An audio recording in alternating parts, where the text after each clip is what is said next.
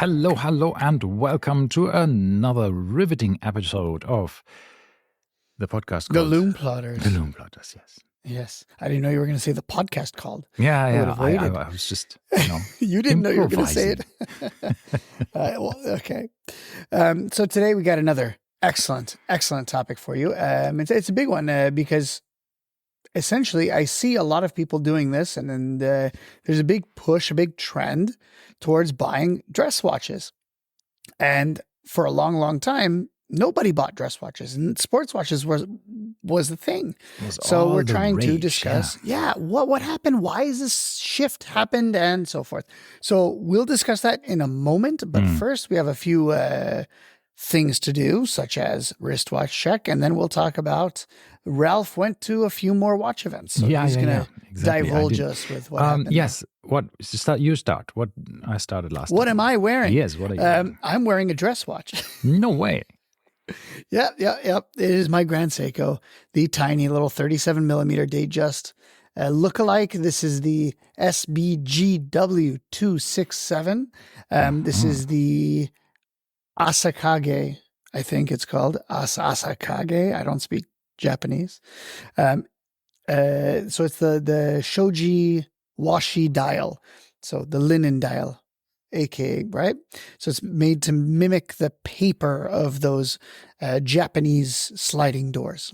All right. In a specific prefecture? In the shoji prefecture. Or in the light of the reflection of Lake Suwa? No Lake Suwa this time. Okay. Actually, this is in the Paris boutique. Actually, because this watch was launched because the Grand Seiko European head, whatever his name is, opened the Paris boutique, and they put a lot of this paper stuff, this shoji washi paper throughout, and therefore they made these two watches. One was the light, and then the other one was the dark. I think the Asakage was the light, and the Yukage was the dark. And it's supposed to show this paper when there's light coming through it, and then when there's no light. So no Lake Suwa, no frozen cherry blossoms, or any of the such. No forests, no mountains, no fogs, no sun, no moonlight. No. Well, sun, yes, because it's light, obviously. Yeah, you make a bit of fun of it. Yeah, I know. It's always fun because they have way too many of these. And now they made another one about a river. Did you see this river one? No. There's a new blue one that just came out, and it was like wavy, like a Seamaster wave dial, similar. So it's supposed to be, I don't know what river it is. The Grand Seiko River dial. I don't know what it's called. River. It's the Atera blue. I don't know what Atera means. Is Atera the river? But it's a spring drive. It's the SLGA025 Atera Blue. And it's supposed to, let me see if it says anything about it. Atera Valley, somebody is what Hodinky calls it. And it's supposed to say something, I don't know. I am not going to read through this. It's too much mumbo jumbo. But it's a Fume style dial. It's Fume, which is kind of cool because they don't really do that very often. Oh, that's really nice. Yeah, I've been in Dubai Mall recently with my wife for breakfast, and we said let's take one round around the mall and before we go back, right? So we just walked one entire round about Dubai Mall. And of course, every time on ground floor, you go through this whole watch area. We said, let's have a look here, let's have a look there. So I dragged her to all of the different windows, right? And then I went into this one. Oh, let's go in here, which was the watches house, right? Where which is for those of you, exactly. Seiko. My wife just looked at me and said, "But why?" And I said, yeah, but the Grand Seiko is in there. And she's looking at me like, so what? I showed her some of these Seikos. We've said this. Why can't Al-Futtaim build a proper freaking... They need a boutique. They need a boutique. It's embarrassing. Exactly. It's embarrassing how bad it is. And not even that. I've seen Seiko boutiques that are... This looks like a budget, where you go to buy those 500 dirham Seikos. The Seiko 5s. That's what you would buy here. They also sell like Calvin Klein and Fossil simultaneously exactly. There's lots of really cheap stuff going on as well, which is okay, right? I mean, if Casio has a wide range, for example, of high end and low end, but it doesn't. Grand Seiko is something that has to have its own boutique. I'm totally with you there. The other thing is, I've seen now another boutique coming up there. It's a Longines boutique, exclusively Longines. Yeah, Same this has been there. Dubai Hills has a new one that is also an exclusive. Yeah, but we've had a Longines boutique for ages. Who? Dubai Mall. Yeah. But they have another one on the other side, I think. Anyhow. No, they had two, and then one moved. Yeah. They closed one. One was in the souk. In that little souk area. I saw a and then the other one. But anyhow, I think that's cool because Longines is now being, I think they are trying to get into the Tudor category, right? Yeah. They are. Omega still thinks they are competing with the Rolex, and now they're moving Longines to the Tudor. But to me, it's always been there. To me, that's where these should be, right? Omega was always a Longines. Omega was always a Rolex competitor. And I was looking at the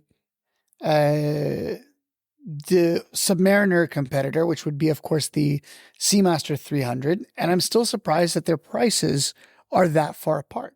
Right? A sub is around 40K and a Seamaster is like under 28, I think it is.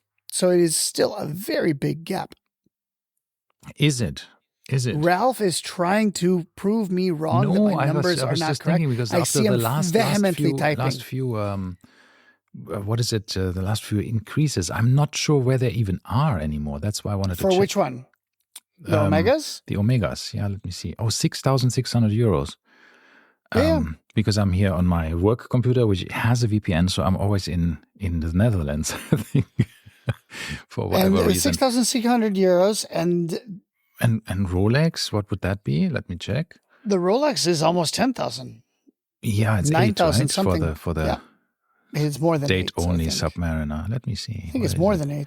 Because this is really interesting stuff. I really love the new website and that everything loads so fast. Oh yeah, you're right. The sub date is 10,700. Phew, that's 4,000 euros difference.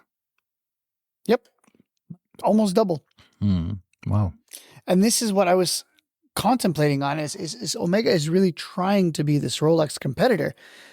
But at these prices, okay, frankly, I believe Rolex needs to come down. These prices are stupid. It's absolutely stupid. And by the way, ladies and gentlemen, a sub is not a 10,000 euro watch. It is, for all intents and purposes, a 5,000 or 6,000 euro watch. Just because there's this stupid, price increase and demand and hype and whatever, it does not mean that you should go spend that much. And even with this, we were talking about how I was about to pull the trigger on a Batman, and then I passed on it simply because, well, one, it never showed up, but mentally I'd passed on it before. Passed on it. Because it's not worth that kind of money. It is not a 11,000, 12,000 euro watch. Yeah, that's the thing. It's like when you look at the Tudor, the new monochrome with a Jubilee bracelet, 4,600 euros. It's more in line, I think, with what it is. And Rolex being more than double the price, or just double the price. No, more than double the price is a bit much. I think it's a bit rich. Even that I think is steep for Tudor. I remember once again when Speedies were 4,000 euros retail, full price in Europe. And I thought that was cheap, by the way. That was too cheap. Yes, it was probably underpriced. They should have been higher, for sure. Yeah, but look at, I bought which is, by the way, thanks for asking. I'm wearing my Daytona. because I recently went to my wrist track app and looked at the cost per wear, and that totally freaked me out. And I thought, like, damn, I need to wear the Daytona more because I need to get the cost per wear down. Because it was like $900 or something, and I thought, oh, let me wear it. So now I broke under $8 now. So that's under $8,000. $800 per wear. $800. Okay. It's just sad, right? When you see this, you're like, oh no, help. Now, my favorite is when you get like an expensive watch down to a really good. Yeah. Once again, so I was looking at. I think I mentioned this last time. I was looking at my Speedy, which I've had now for 7-8 years, and I didn't get the Wrist Check app until last year. And even then, I've got it down under $80 a wear. Wow. And I could only imagine if I added the other 5, 6, 7 years of wear in there too. Right? And this is also one of the things that I've always, because it's the one watch which I paid a premium for, right? And I thought, I really don't by a like small premiums, margin. But for this one, I thought, okay, well, let's do it. Who knows what happens? Until I get one for retail, it will take forever. Or we'll buy one two-tone stuff that is not necessarily exactly what I wanted. So I thought, okay, let's do it now when you can. I swapped a few things around, and then anyhow. So, but so that's the wrist check done. Let me tell you what happened to my in the watch events I've been. Oh, before you get there, I was going to say there was a huge sale at the G-Shock Casio authorized dealer. Okay. I mentioned this to you, right? And I picked up the yellow G-Shock 5600 for like 299 dirhams shipped. So really good, like almost half price. Nice. But which one was this? What's this? the one that the Alwifaq General Trading Co. So it's a Ltd. different LLC distributor for you. No. This is the Casio.com or CasioMia.com. Right. This is in a different emirate, right? I think Casio Mia is in. No, it's Dubai. Ras Al Khaimah or something. I don't know. No, it's Dubai. It's in Dera. But the watch is shipped from somewhere else, I think. Anyhow, I ordered there once and it shipped from Ras Al Khaimah. Maybe their warehouse. Anyway, long story short. It is one of the authorized dealers, I guess, but it's the Casio website for us. And they had a watch that I had never heard of. But it all came about because I bought 2 books. I bought the G-Shock book, which I hadn't had, and which I've wanted for a long time. The one written by, I think it's Adam Kraniotes. Is that who wrote it? No. Adam Kraniotes. He's a great guy. I think that's who wrote it. I like him. And the guy who founded Red Bar. He's the founder of Red Bar and CEO, and also. But is that who wrote the book, or was it the guy from Watch to Blog? Ariel Adams. Yeah, which one? One of those two wrote it. I don't know. And then I bought the Rolex book as well, but I haven't opened it yet. Long story short, I'm looking through the G-Shock book, and there's a full page spread about a G-Shock I'd never seen before. G-Shock metal square that I'd never seen before. And it was essentially a rainbow G-Shock, right? It was a titanium rainbow G-Shock, dubbed the Tran-Tixi. Right. Apparently, Tran-Tixi, spelled Trantiixii, is a material that they used to coat. It's like the DLC coating on the regular G-Shock metal squares, but this is for titanium. And apparently they form a reflective gloss coating on the titanium links. Yeah. And so they did a multicolor with like, I don't even know how many different colors. I think it's each 8 link or so. is a different color. 6 or 8 different colors. Yeah. And they never made a watch with these colors, which is the strange part. Yeah. You would think that they would have just, we have excess. Like this is what Volkswagen did with the Golf Harlequin, right? Yes, they took body panels and they replaced body panels on fully built cars. So I thought like let's take a link from this watch, a link from this watch, swap it all together, and we have a bunch of different ones. But no, they never made any watches with this. So this was super strange. It was a super expensive watch at 7,000 dirhams, and they have it on sale for 3,400, which is a very, very good proposition for a titanium G-Shock that I had never even seen or heard of. Yeah. So I thought it was super cool. Yeah, I've seen this watch and I passed on it because, all the new metal squares are usually in my target.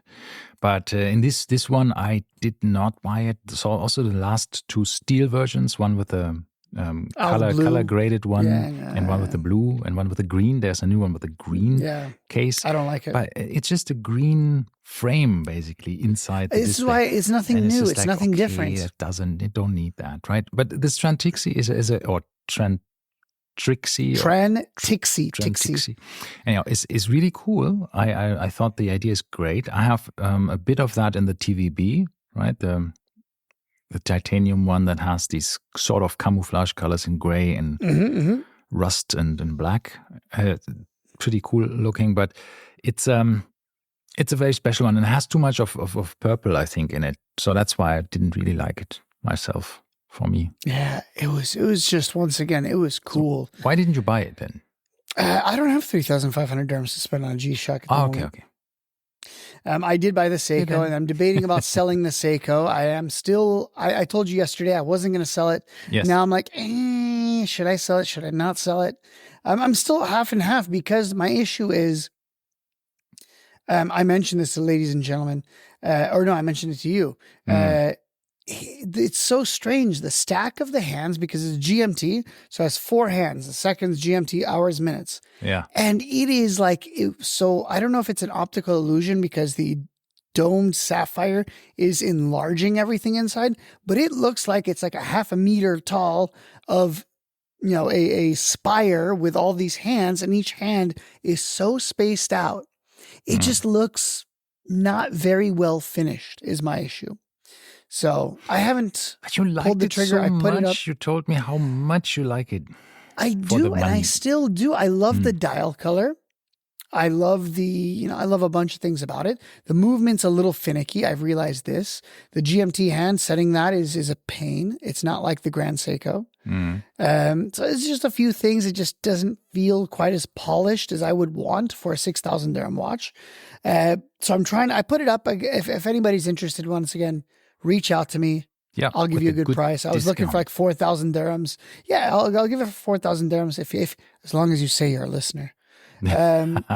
But it's once again, I'm at the position where if a buyer comes along, I'll sell it. Okay. But it's still in my rotation. Okay. Good. Yeah. Yes. So I just put a picture on of the titanium one that I have with different colors. Yeah, with the holes in it. Yes, exactly, with the holes that shows the resin cushioning and all of this stuff. Yeah. Anyhow, so I have been to another event last week, and that was the Lange 1 launch event. Super cool, in the 37th whatever restaurant somewhere in DIFC next to the Waldorf Astoria. Super cool location. It was a very big event. There was, I think, 150, 200 people there. There were cocktails. There was champagne. That was very nice. There was some violinists playing. There was lots of course, exhibitions. There was a lot of salespeople there, and very knowledgeable ones. Very, very good. I mean, I must say, I was very impressed by all of what they knew about it. There was watchmakers there that showed certain things. A cigar bar was open outside, so you could have a cigar there, and it was really, really cool. Very nice event. And of course, they launched at that event at the same day. They launched the new 30th anniversary Lange 1 and Little Lange. So difference of 1.2 millimeters. Yeah, it's a 36.5 or 36.8 millimeters and 38.5 or something. So it's not a really big difference. 300 per model for the big one, or the regular Lange one, and then the Little Lange had 150 pieces in platinum and with a onyx dial and in pink gold. Not honey gold, what usually they do at Lange, but pink gold. Both of them look price with a blue upon dial. request. Price upon request. Well, yeah, the prices are published somewhere else already. So some were on request, some are, I mean, it's 60,000 euros, I think, starting at for the Lange one. And then I think it's 48 or something for the little Lange, depending on what it is. But anyhow, it's the large one in platinum is already sold out, the 300 pieces. That took just a day or so. And that's impressive because it's the most expensive one. But obviously here in the region, it's platinum. So you can wear it. Lots of people don't like to wear, for religious reasons here, gold. So platinum is okay. And that's one of the reasons why it's sold out quite quickly. But it's worldwide, 300 pieces. So it's the first time Lange used onyx, a stone dial on their watches. Mm-hmm. That's didn't we just do an episode about stone dials? What are the odds of this? Unbelievable. I think so. And now Lange did this, but it's a beautiful dial that looks really like wet, shiny, glossy. It's really cool. It's a very, very nice dial. And for the first time in the panorama date, I think they put in with these releases now the date disc in black. Usually the panorama date is always white. And now the worst thing that happened, I thought, okay, look, I'm going to a Lange 1 event. Obviously, I'm trying to wear the watch that is closest to that. So I wanted to wear my Glashütte Original Pano Reserve. So I put it on my wrist and it fell down onto the tiles and made a loud bang, and something flew off. And I thought, like, damn, that's it, right? You are the biggest idiot in the world. Because, I mean, I've never dropped a watch, right? Except maybe a Swatch or so when I was younger. But, you know, I mean, that was really just butterfingers. Anyhow, I inspected everything. The glass was fine. The watch was ticking. Nothing was broken. There was no scratch on it. But the bezel flew off. And the bezel didn't fit any. I mean, it just didn't. It was just loose. You put it on and you could just lift it off again. So it was just it deformed. It was glued on, I guess, with something, and it wasn't friction fit, and it just didn't stuck on it anymore. Yeah, so I couldn't wear it. But it runs fine, and now it's repaired. So I got it properly glued with the jeweler's, whatever the glue they use for that, so that it's solid and safe for heat and water and everything else. But that was my watch telling me, don't take me to a Lange event. My Glashütte just said, no, I'm not going. So what did you wear? I wore the Blancpain then. Yeah, what to do, right? But it was really a lovely event, and it was really cool. Unfortunately, I had to eventually go a bit early because I also had to visit our friends at Norqain, who had a very, very interesting event in the warehouse in Alcouz. What they did there was just a special event for the Wild One of One. And I'm explaining what that is in a minute. And I spoke to Tobias Küffer.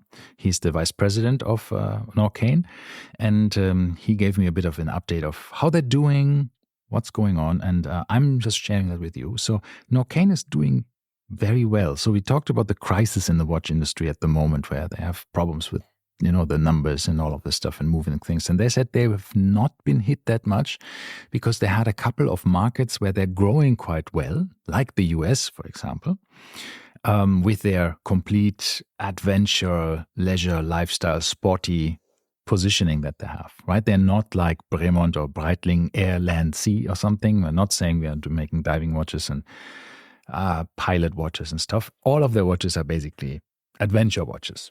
Yes, you might have a chronograph on one and not on the other, but it's just basically all our adventure watches. And it's a very cool, easy positioning, I think.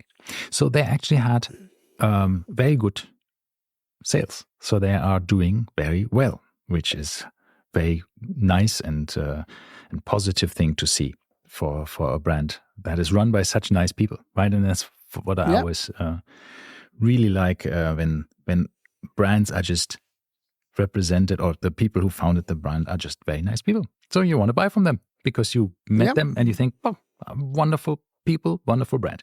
Anyhow, so we discussed the Wild One of One, and that is a watch that you can actually completely customize so that you have a one-of-one watch. You have specific steps you go through. So you choose the movement, the dial, the hands, the case, the bezel, the lower part of it. You can put on the plaquette that you have on the side, the plate. The plate there, you can choose which material, and has 7 different materials or 6, and then you have, of course, an inscription there. You can put an inscription on the outer ring of the back, case back. You can have your own picture or text on the case black sapphire glass. Yep. So there's many things, and then of course a different strap, different buckle, and all. So all in all, you have 3.5 million different combinations of making your own one of one. And all the cases are in gold, either white gold or rose gold. And I asked them that as well, said, okay, why is that? Because it's about 70,000 dirhams, right? Because it's, of course, gold and all of this stuff. And the reason behind this is they said we cannot possibly do more than we already do, because it's such a logistical nightmare to have so many different pieces. Otherwise we would have had such a long waiting time for people, and we don't want that. So when you order it now, you will get it in 2 to 3 months, which is pretty good if you think about it. Yeah. And this watch was invented together with Jean-Claude Biver. He's an advisor to Norqain. And I don't know if he's a co-founder as well, but he's definitely in the advisory board. And they came up with this idea and did this. And they're doing above what they budgeted for, the amount of Wild One of Ones that they have actually thought they would be able to sell. And again, that's impressive, right? When you think about this, because I'm sure they gave themselves quite ambitious goals, but it's not easy to sell a watch from a brand that usually sells for 1/3 the price or less, to sell a watch that's 3 times the price, right? And in gold, in a precious metal. When you're actually the adventure brand, the rugged brand, right? That sells watches in Nortec, which is like the carbon fiber special alloy mix, whatever it might be. That it's a very funky, high-tech material. So it's not easy, but they did it. So very impressive, very impressive. And he sends his regards to Tobias, to you, Martin. He specifically said He's messaged a few times since then, and we've made a few faux pas, right? We left him accidentally off of the list of watch rankings, and don't mention it. We did a few things, unfortunately, which he messaged, he's like, how come we didn't make the list? I'm like, I forgot. Yeah. But, I think we really like them. The brand list that I had was, I don't know, the Norqain is only founded in 2019, I think, right? Yeah, I think we were getting the brands from an older thing. Yeah. Exactly. But it was a fantastic event, very cool, very, very funky location, and of course the watches. And they have launched a new one, and now I actually think I might give in to my desire to actually own a Norqain. I've been looking. I would like, if I had any options, for me it would be the Wild One in the blue color. For me, it wouldn't be the Wild One, strangely enough, because I wanted to do the Hakuna Matata. Hakuna Mikapi, because that's the Mipaki. Yes, that's the special one with Dean Schneider, right? Yes, I know which one. I was making a Lion King joke. Yes, Hakuna Mitaka. But the new Independence skeleton in gray. I don't know if you saw this, but this looks so cool with the rose gold hands, rose gold indices, the skeleton movement, and in this nice gray. Yeah, it's a good looking watch. It's really cool. And what's also cool is you can have it with a steel bracelet. No. For me, absolutely the rubber. I would take both, right? I would take the steel bracelet and buy the rubber extra, but because I think the steel bracelet also is cool when you want to have a watch that you can wear for everything. And of course, it's quick exchange, right? That's cool. So you can actually... I'd never, ever wear this on a bracelet, ever. I think 100% I'd be wearing it on the rubber. Yeah, the rubber the gray looks the fantastic. Coolest looking, but I think also I would like the steel bracelet to have that as well. Yeah. So anyhow, it's only 4,100 euros. 16,000. So it's, I think, 17,000 dirhams. 16,200. Yeah. So I think that's tempting. It's a good watch. I like it. Yeah. It's very nice.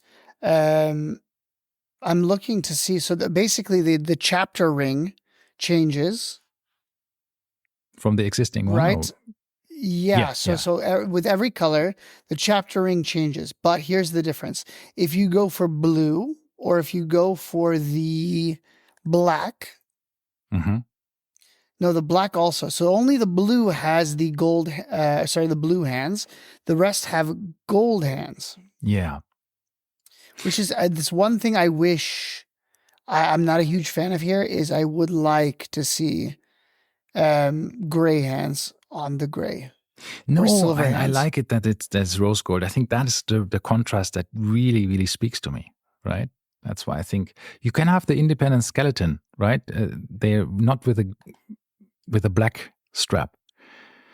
Let me show this to you. And then you have. I like the gray. The gray is the best looking one. And you have steel hands, but then it doesn't look as nice, right? I mean, look, I can share this here with you. I don't know. No, I'm seeing it right now. I see. Okay. But I still prefer. Anyway, by the way, I think the new one is the non-gold coolest. hands, the coolest. I want it.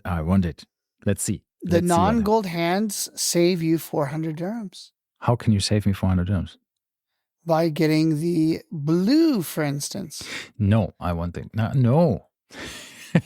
I want the new one. Or if you want the black, also. No, sorry, that doesn't make any sense. It is also 400 dirhams cheaper if you go black. Yeah. The first one. If you go DLC, it's more expensive. I think the gray one has this. The independent skeleton in gray has the vibe of a bit of a zenith, right?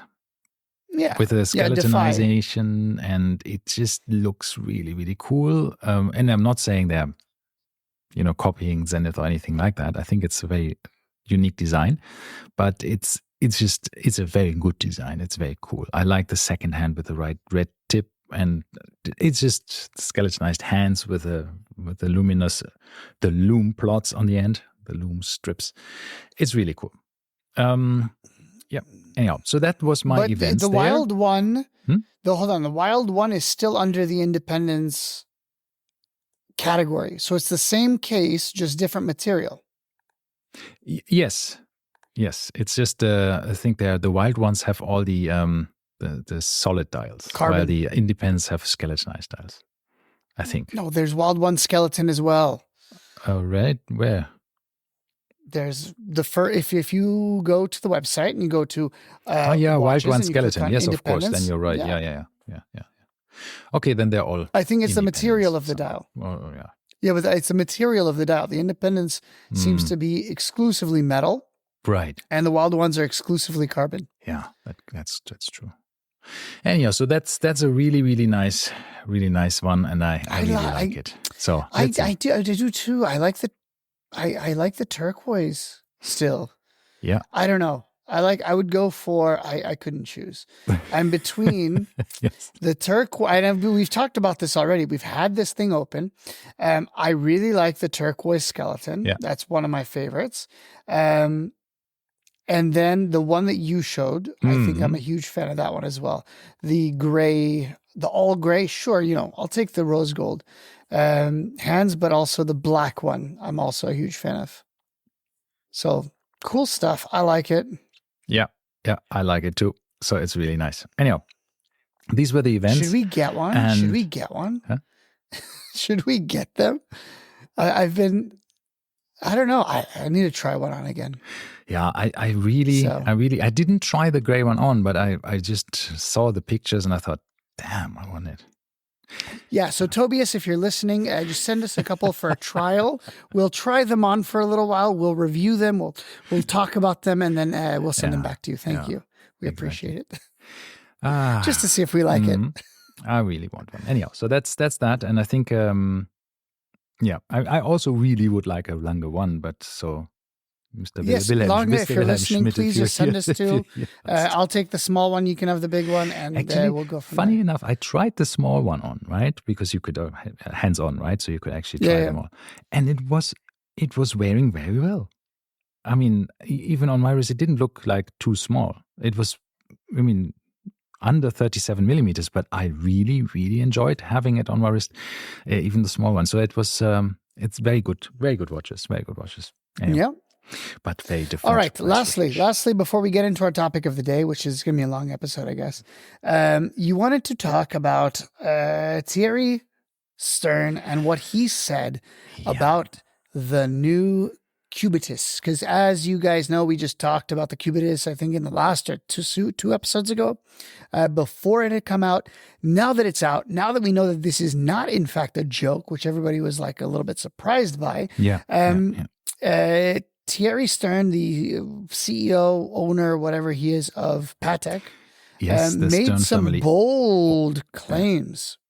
Yeah, just Thierry Stern owns, I mean, his family owns the majority of Patek Philippe. They bought it in, I think, what is it, the 80s or, the 30s or 40s. They bought it from Patek Philippe themselves, basically.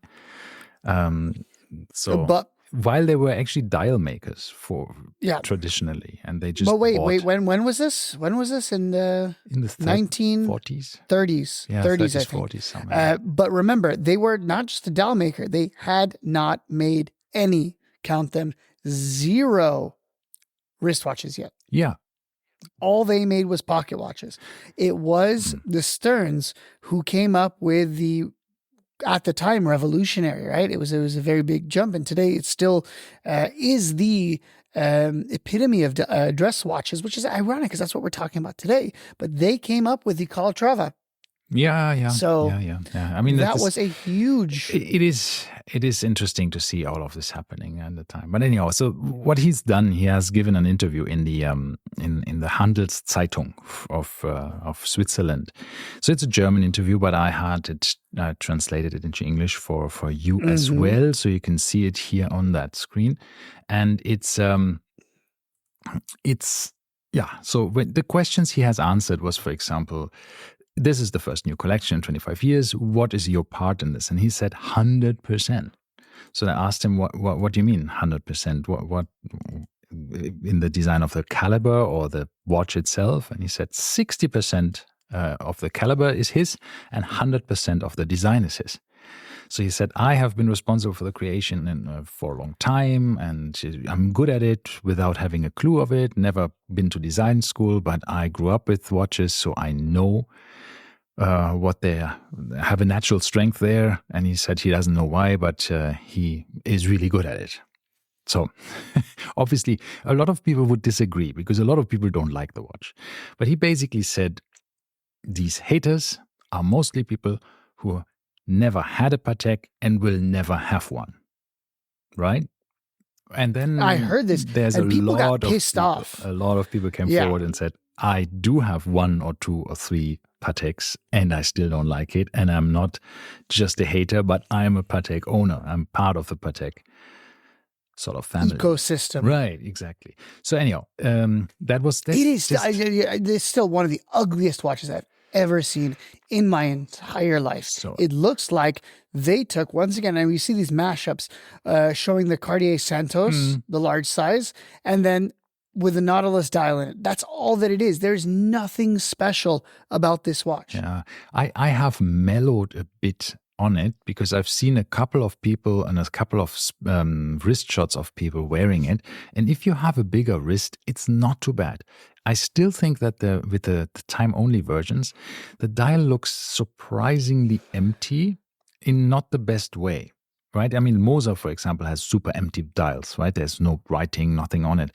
But it somehow looks better, but maybe you have to just get used to it. And of course, he also mentioned there will be other sizes. So that means there will be most likely a smaller size of this because this is 45 millimeters. Watch them make a bigger one. Oh, no, we meant larger. This was the small size. Absolute idiots. Yeah. No, this is seriously. I mean, once again, I maintain that if they came out with like a 35 millimeter, if they followed the Cartier Santos sizing on this, it could be good. Because right now, this is very big, right? And I saw a very funny meme saying, there's this concept of Bowsers. A Bowser is a person that looks like their dog, right? Yes. So people tend to get dogs that look like them, right? And they said people tend to make watches that look like them. And they showed him, and he's not exactly a svelte guy. He's a fat guy, right? And this watch looks pretty fat as well. So it was very fitting. Let's say he's not on the slimmer side, but it's, yeah. And neither is the watch.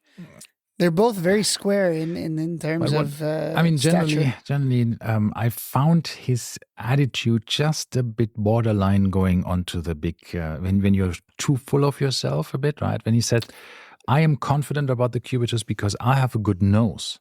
And a lot of professionals around me who told me it would work. And then the journalist, bless him, asked professionals from within or from the market. And he said, from internal. I don't go to clients with designs and ask them for their opinion. Never. I don't work with external designers either. We did that, but it never worked. In addition... excuse me, pause. Yes. Because Genta was not external? He was. Never worked. Of course he was. That was the most, iconic Patek design, and it was not from within. No, didn't work.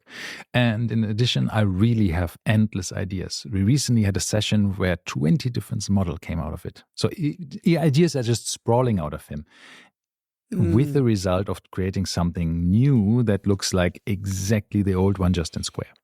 But hey, let's leave it at that. I think he has shoveled himself a bit deeper. You could have said so many other things, right? You can just say, like, we understand people it's a new design, it's a new watch. People naturally have a tendency to reject this. Or wait a second. You can also say, hey, we understand it will grow on people. We will have different versions of it. It will be good. And we understand the criticism, or just don't say anything. It says, this is a direct quote, it is not a square Nautilus. It has its own identity. Yeah. That sounds like a man that has no idea what he is talking about. Yeah. And he said, at 45 millimeters, it's really a big watch, since the trend is going to smaller watches. He said, I am not the trend. I can only say this much, there will be other sizes. So anyhow, there's more to come. And apparently one of the things that he said is that they have designed every watch that will come out until 2039. And that is scary, right? When you think about it, if that's really true, and they have already the roadmap hammered out for the next 15 years, that is interesting. So you're not reacting. On the one hand, I applaud them for just not reacting to any trends, to say, like, we do what we do. If people like it, fine. If they don't like it, fine. I think didn't AP do this already with the 1159? And they said, oh, we're not following trend. And look at how stupid that looks. No offense. No, but I think they have taken that initial criticism on board, and they made the dial nicer, right? The initial dials were just too plain, the initial boring. dials were hideous. They looked like Daniel Wellingtons, as everyone said. But they also essentially said, if you remember, the CEO at the time was whatever his name is, Benyamas, who was always a very pompous guy. And he said, well, everyone hated the Royal Oak when that came out, and look where it is now. Yeah. And essentially saying that this is going to be the next. And this is exactly what this is reminding me of. That is not a Royal Oak. The 1159 never became popular, and neither will this. See, there is a point to it. The Daytona was a ugly duckling. Nobody wanted it, right? The Hulk was a watch that nobody wanted in the beginning.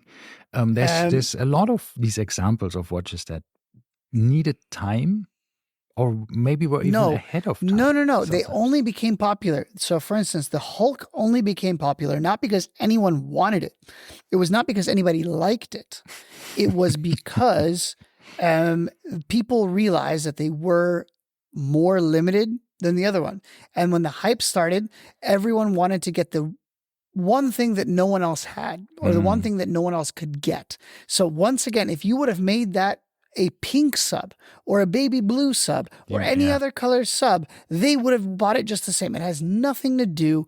I can just tell you, in 2015, when I walked into the AD and there was a black sub and a green sub next to each other, and I said, I remember distinctly because I didn't know anything about Rolex at that time. That was right when I was getting into watches. And I said, I didn't even know they made a green one. And they're like, yeah. So I was like, so is there like any discounts on the green one? Because it's so ugly. And the lady's like, no, same price. And I'm like, then why would anybody buy that one? So no, it wasn't even a good the seller, salespeople knew that it was Nobody ugly. wanted it. Yeah. No, it was not like the Kermit that was actually a little bit, more restrained, right? It was a very, very brash watch. Yeah.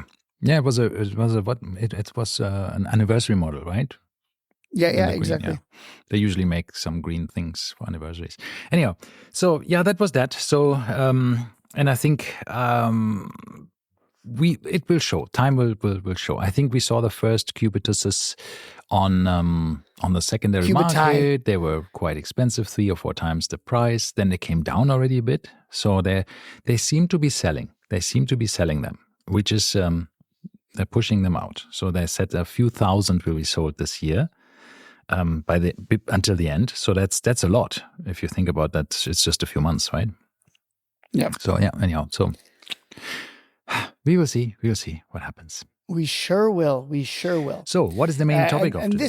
This well, since we have 46 is the main minutes topic. That's fine. So essentially, just like this, as you said, I commend Patek for not following the trends. Well, the trends are kind of on the tail end of sports watches. Yeah. So in that case, they're truly not following because sports watches are kind of going out.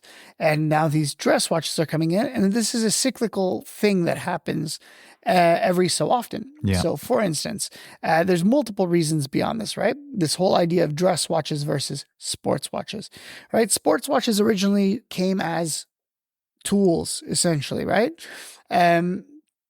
They were tools to do a specific job, which now they're not really so much anymore, right? Sports watches are kind of big, they're brash, they're kind of in your face. Meanwhile, dress watches are going to be the more restrained, more minute, more plain offerings. Elegance, I think. There's something to be said about metal steel watches is that you have the one watch and forget it, right? You don't have to worry about it.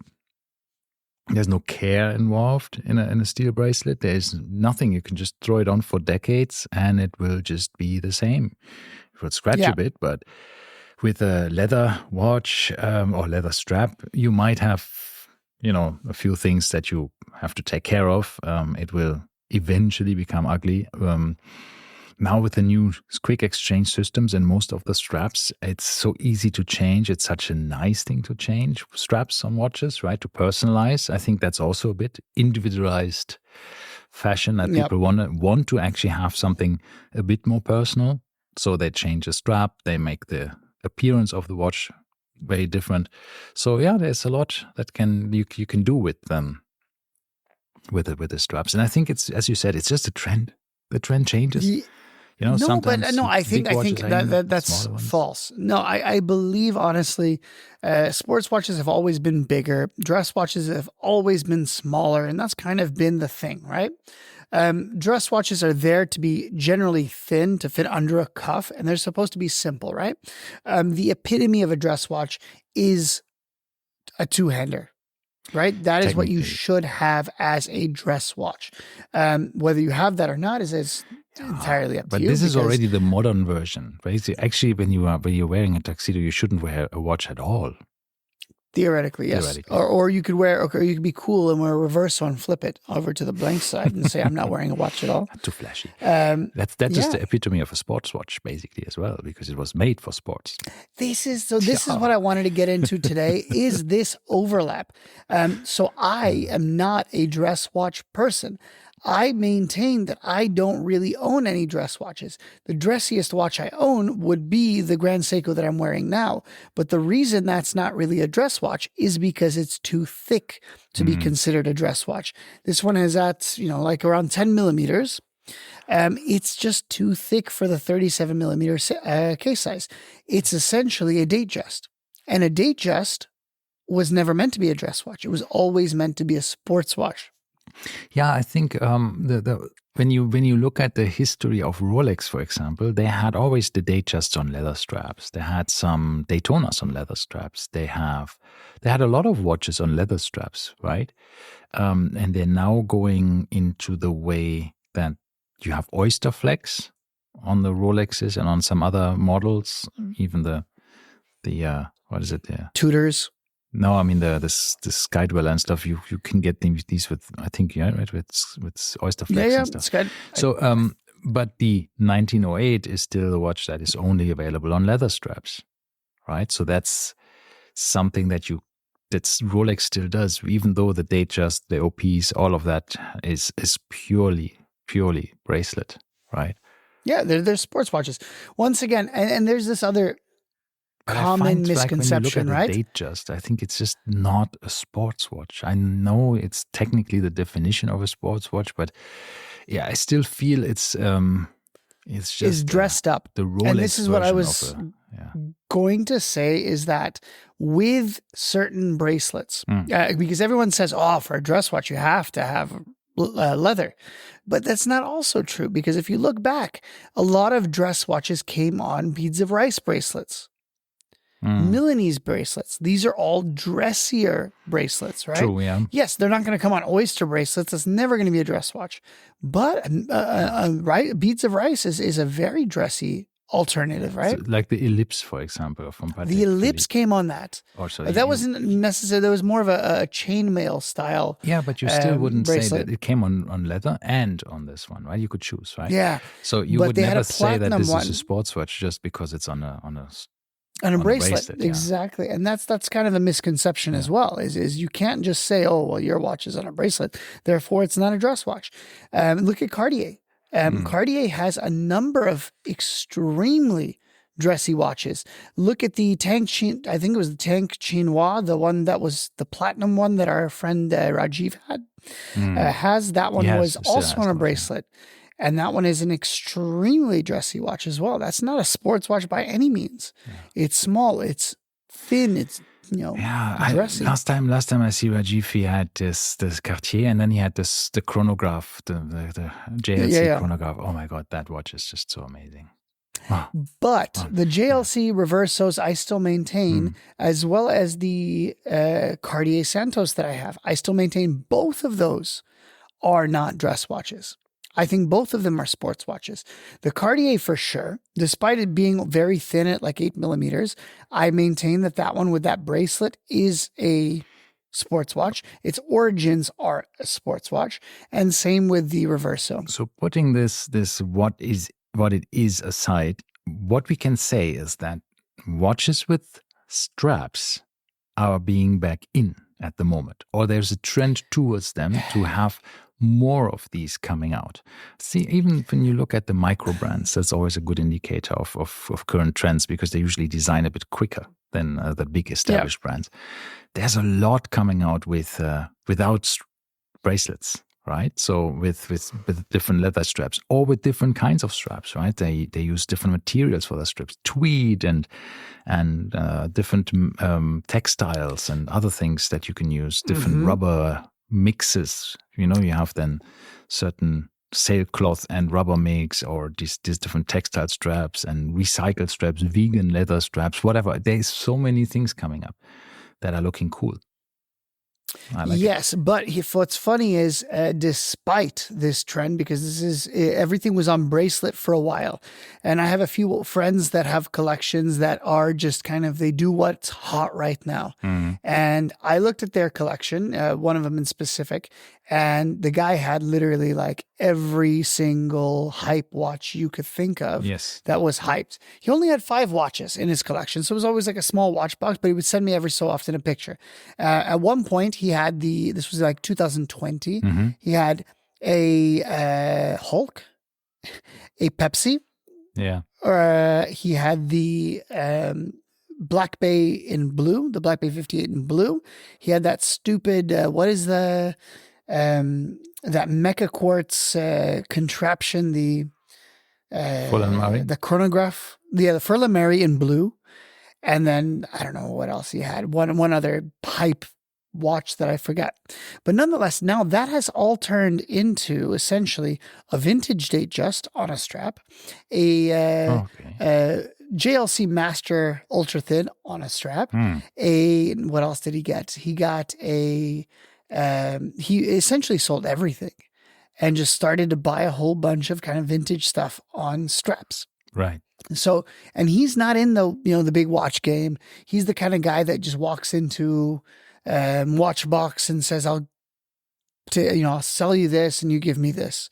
And that's how he operates. So it's kind of funny how, he as a non-watch person shifted from metal to straps. But the funny thing was, I was the opposite.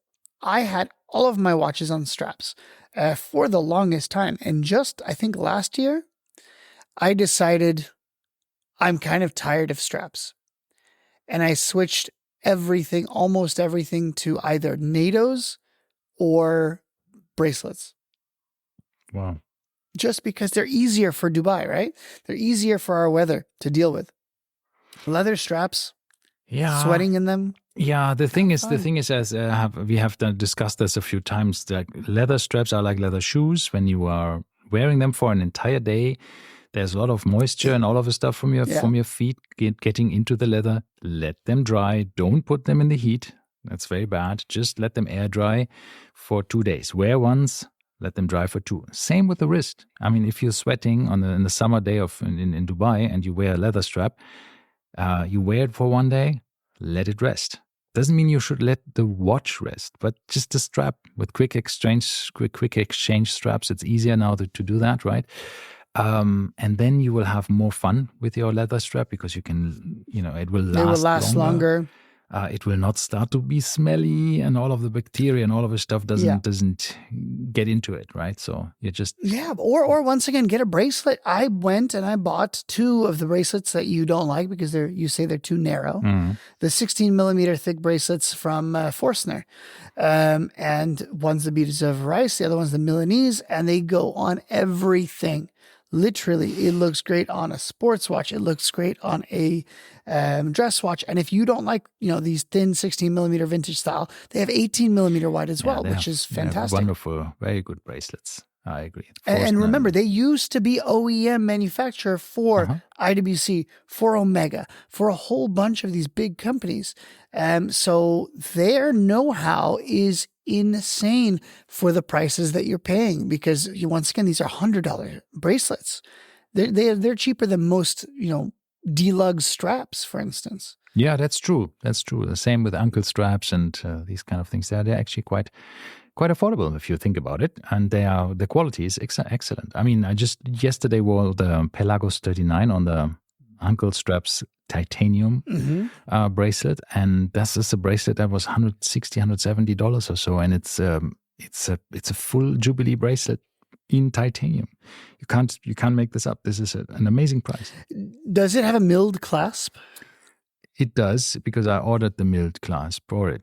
Right, so with the twin that's why it was traders. more expensive, right? You can also get the same one that you put on the original Tudor clasp, but I actually wanted to have this milled clasp because it is it's shorter, because the original Pelagos 39 clasp is a humongously big one, so I wanted to have that one. Yeah. So I am thinking about buying the milled clasp for the Forstner as well. I think it's like $75 extra. You can buy it post buying the bracelet, but now that I'm wearing the bracelet all the time, it would be nice to have the milled clasp.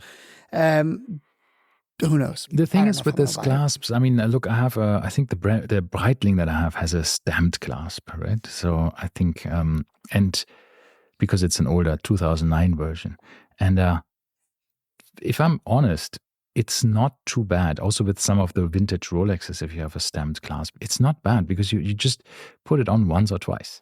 on a day, right? You're not constantly undoing your watch. And once you wear it, I'm fidgeting with it. It's my fidget spinner. Not, right? Yeah. If you're fidgeting with it, then it's that's a different thing. But so it's just from the optics as well. You don't really bother, really. You don't really look at the underside of your wrist that much, unless you all the time. I only look at the underside of my wrist. I never look at the top. Yeah, exactly. By the way, aren't you glad we talked so much about with this? With the Rolex, he had the Rolex Le Mans, right? And the first time I had the Rolex Le Mans on my wrist, and I realized that this vintage design that this watch has with the white or silver indices, right, sub registers, actually makes it more legible than my black dial Daytona. Yeah, because the black dial Daytona is actually relatively hard to read the time on. Actually, when you because just it's not made for that. Quick glance, while other watches like, let's say my IW Mark 20, IWC Mark 20 is like the legibility king, right? Or it's like a Panerai. It's easy, right? You can tell the time across the room. But with the Daytona, it's just like you're looking, you put a small glance on the watch and you think, huh? You need to look again and okay. Yeah. Meanwhile, the Speedy is also, which is funny because the Speedy is the direct competitor, and that one is absolutely insanely legible as well. If you have the original black dial with the white numerals. Yeah. Numerals, whatever. But white indices. Indices. You mean indices and then hands? Indices, because there's no numerals, right? There's no numerals. Correct. It's just indices. So the indices and hands, white hands, it's white also indices. quite busy, so it depends. Yeah. But here's the thing: is just like with the IWC, they made it so that every single hand reaches perfectly every single indice that it needs to reach, and it just works. Yeah, that is very true. When you have this, that they actually have a railroad track, and then it's really hitting it. The our hands kiss, as I say, the indices, right? Just very directly. So yeah, there's something for good legibility design, and then there's design for... But once again, that's the opposite of a dress watch. A dress watch should not have good legibility. Why not? A dress watch, because there should be no lume, for instance, on a dress watch. A dress watch should have... Let me show you one that I recently really found quite interesting because I saw it somewhere. What do you think? It's the epitome of a This is the Glashütte Senator. Yeah, Senator Excellence. And I like it, except it's too big. It's 40 millimeters. It is. It's too big. Yeah. And it's a great looking watch. I think it needs to be smaller. I don't like the Roman numerals. It reminds me of if you remember the old Omega DeVilles. Yeah. The thing is, it only has two, right? It has 6 and 12.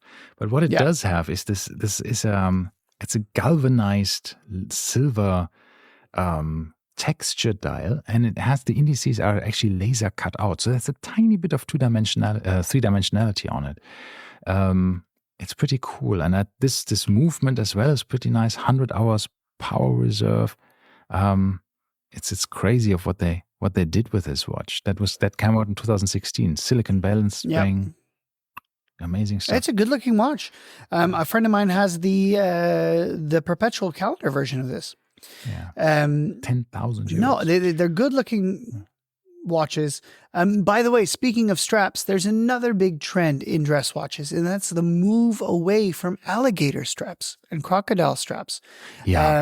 Which is very strange because I always associate alligator and crocodile as the de facto dress watch strap. Yeah, I mean, listen, you can have. I mean, alligator has a very good quality to it because it's very robust. It's scratch resistance. It's a strong leather, right? It's a easy to have. I mean, you can have calf leather or cow leather and just have it printed in with the alligator prints, right? So you just basically embossed is the word you're looking for. Yeah, exactly. That's what I meant. Embossed. Yeah, I mean, look, if you look at the way of farming is done for alligators, I mean, these are not. They're delicious, by the way. They're delicious. alligators. Have you ever had one? Yes, I have eaten I crocodile, suggest not alligator. I have eaten crocodile. I'm assuming it's the same thing. It is very, very lean meat. It is very much like chicken. But so more therefore, aromatic. It It looks a bit like chicken, but it tastes a bit darker though. But it is gamier. Has more aroma to it. So I think, at the end of the day, it's not like, I don't know, I'm guessing here.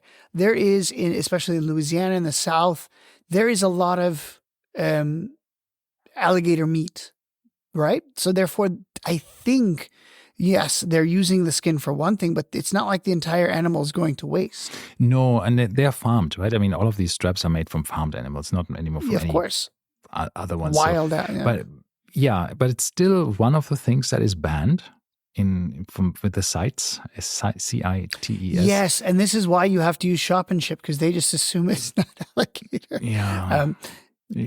But of course, in some countries theoretically, you still can't ship this out of the country into the country, right? Easy.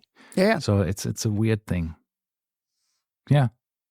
What to do? But by the way, there's a guy I follow on YouTube who cuts apart shoes. I don't know if you've seen the guy, Rose Anvil. Yeah, I have some insoles from him.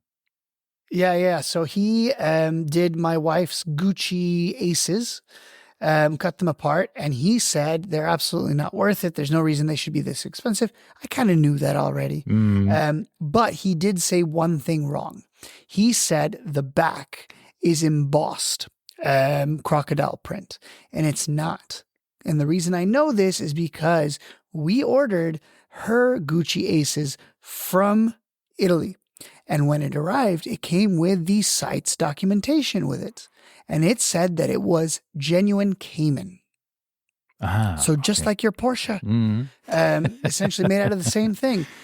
Which so Cayman yes, is a genuine. sort of a crocodile, is a sort of alligator. And exactly. So if he were to say that this is fake alligator or just printed embossed, as we said, right? They would not have gone through the trouble of doing CITES Definitely for not. this. Yeah, that's true. Yeah. So I agree. Did we even talk about the topic? That was the topic. Dress. No, I mean, leather straps. Leather straps coming back in. But what about the watches?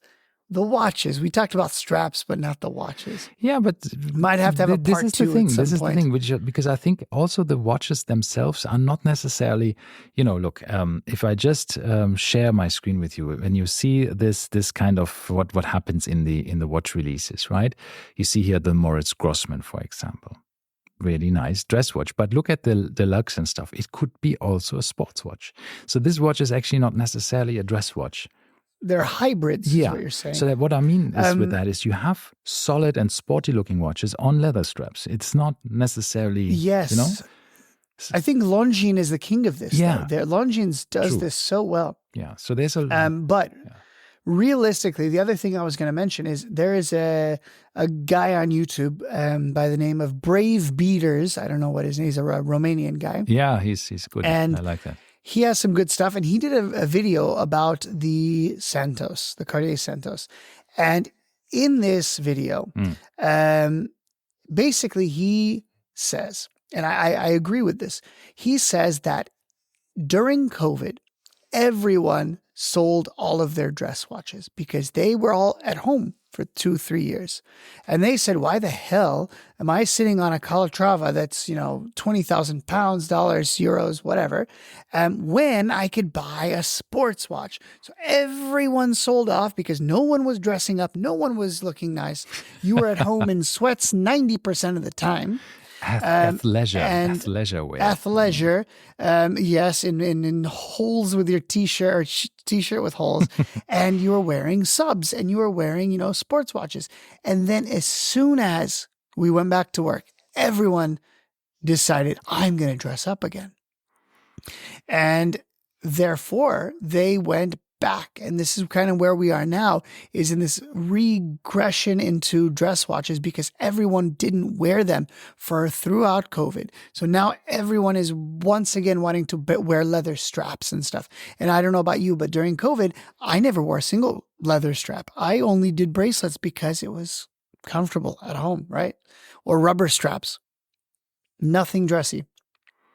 Yeah, I'd still have dress watches. I have my new Timex. I have the Blancpain. I have the Glashütte Original. I have the Mark 20. I have it on the bracelet, but I could also wear. I also wore it already on the strap. None of these are dress watches. Yeah. So you're telling me your new Timex dive watch is a dress watch? This is not. Is it? Come on. I mean, it's. Of course, it's a dress. It's not a dress watch. It's a sports watch. But it's on a leather. It has a rotating bezel.